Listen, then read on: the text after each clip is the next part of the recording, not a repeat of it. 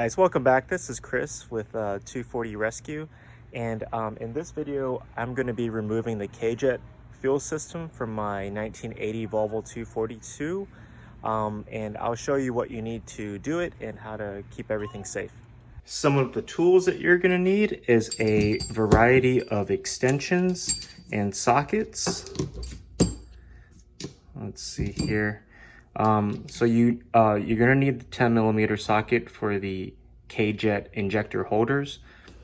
You are going to need a 13mm sockets for the intake manifold nuts, as well as the brackets, the support brackets, as well as the block-off plate, which is also where the control pressure regulator is located on the B21. You will also need the 12mm socket, and that's for the motor mounts, and the support bracket on the lower side is connected to the motor mounts. You're gonna need at least a single 3/8 swivel, just because some of the K-Jet stuff is hard to get to, and just other extensions. For wrenches, you will need different sizes. You'll need a 13mm, and I like to have the one with the ratcheting action. That's to get to some of the nuts for the intake manifold, and you will also have to get to the mounting nuts on the fuel distributor itself. And the rest of these, you need a 14mm, 17. This one is a 15, and I guess another 17. This is to get the fuel lines off of from the fuel distributor to the fuel filter, or the fuel distributor to the return line that's on the firewall of the car. It would help if you actually use line wrenches, but open-ended wrenches work as well. You're going to need this block-off plate, which can be found on the later model B23s and B230s. It's held in by two 13mm bolts. You'll also need a set of Allen wrenches, and I believe it's the 5mm one. That's the one that I've been using. That takes off the two bolts that go into the cold start injector, and also the two bolts that hold the warm-up regulator to the bracket on the block. What I will do is actually take the entire bracket off. You will also need a set of pliers and a pick. The pliers will be for any sort of compression fittings for the vacuum line that goes to the cabin area, and the pick would be for the early style connectors. They don't pinch like the late style connectors, and they're very fragile, and you have to actually pry the wire bit off.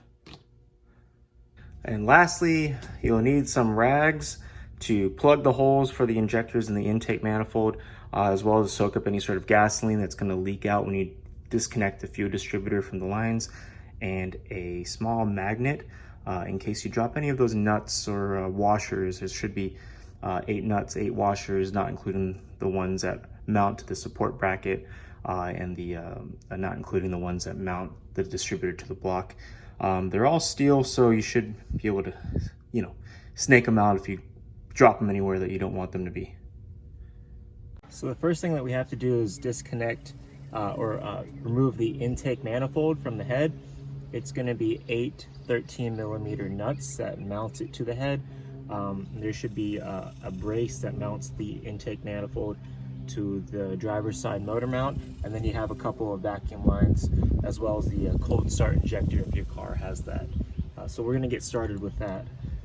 The cold start injector is a real pain in the ass, and there's also a ground point for the top Allen key. So yeah, you really have to just clean off the surfaces on the top really well. The other ones down here, it's kind of a bitch to get to.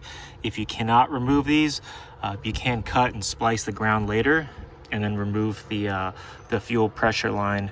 There's 2 copper washers there, and then that will help disconnect that whole thing from the intake manifold. But luckily these 2 came out pretty easy.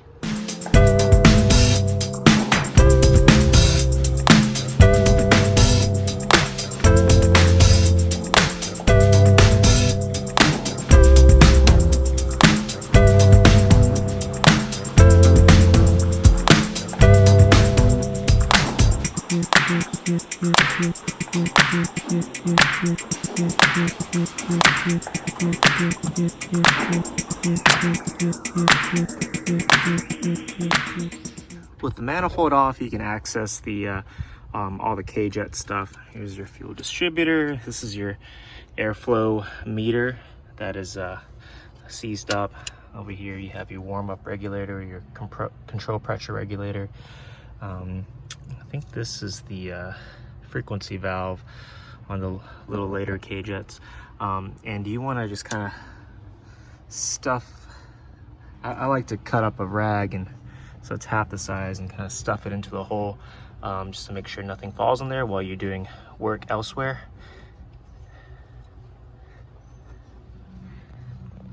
And I'll probably also label the harness so I know which one goes to the cold start and which one goes to the auxiliary air valve.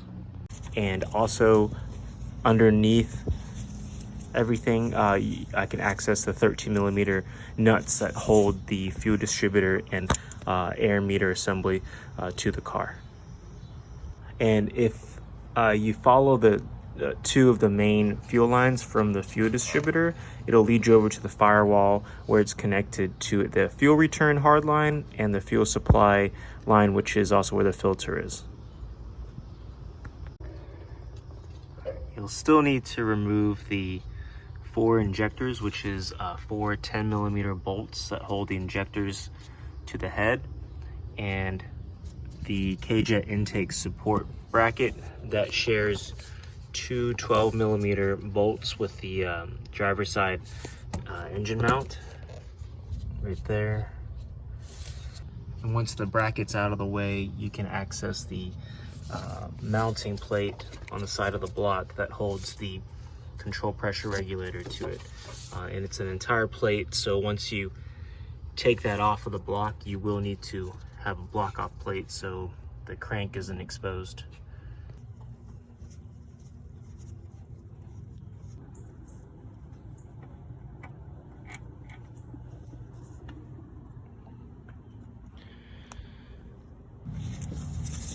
Once you get the support bracket out of the way, you do want to return the 12mm bolts back into the motor mount, just to keep everything in place.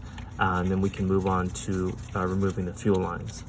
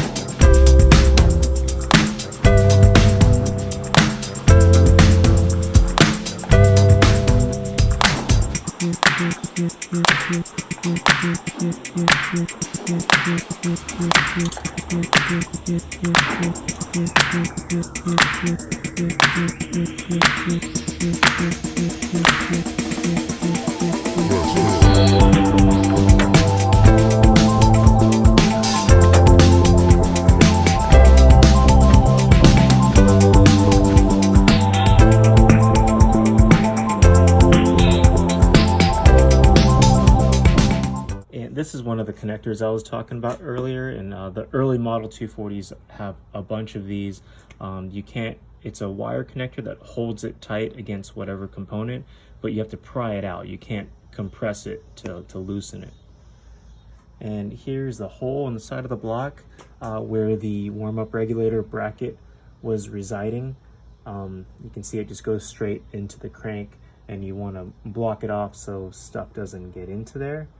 The bolts that come from the warm-up regulator bracket are a little too long. You want to use some shorter ones so it doesn't bottom out in there. Yeah, I just found these in the bolt drawer. All right, so here is the fuel distributor assembly. You can see that it's pretty dirty all around. I noticed the the actual cone where the airflow meter is kind of smaller than the one that I have in my 77. This one also has an auxiliary, a frequency valve. My 77 does not. There's the part number for the fuel distributor, and yeah, that's the bracket for the warm-up regulator or control pressure regulator. So that concludes the removal of this system, the K-Jet fuel distributor and the air meter. You know, you can take it all out in one piece, no problem. You do usually have to take off the intake manifold in order to make it happen. But you know, it's fairly simple. You shouldn't have to cut or hack anything. You can get it all out in one piece in case you do want to get it repaired or to repair it yourself. But if you're looking to replace it, I guess you can, you know, take some shortcuts. But yeah, you can get it all out in one piece, and it's not too bad. This unit, we're going to go ahead and take it apart and see if it is salvageable, and if not, we will go in a different route for fuel injection. And as usual, if you enjoyed this video, please click like and consider subscribing. And I will update you on this 1980 242 project next time. Thanks.